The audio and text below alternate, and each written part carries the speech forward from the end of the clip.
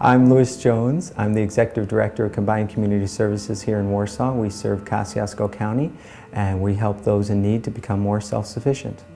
Really, poverty here in Kosciuszko County is hidden. You don't see it. You don't see people panhandling, and you don't see people living on the street. But we see it here.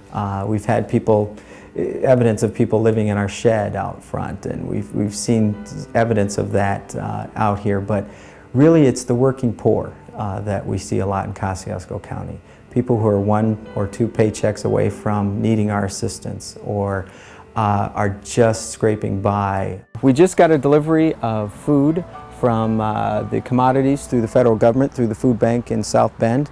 It was a large shipment, and thanks to the guys at WCC, they came and helped us unload.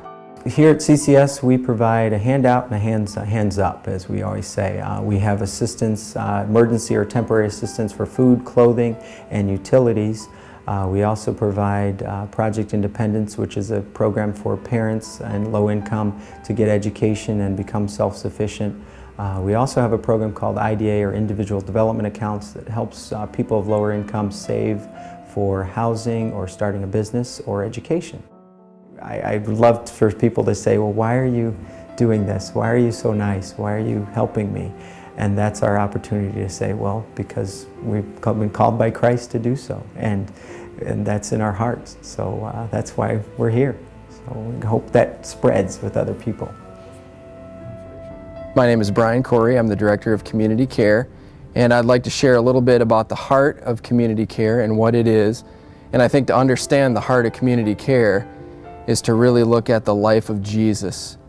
Jesus said over and over again, no servant is greater than his master. So if we want to be a servant of Jesus, we will do what he was doing when he was on earth. And his commandment to us was love one another. The way we love one another is this: we do to other people what we want done to us. So if we want to receive forgiveness when we need it, we need to forgive people.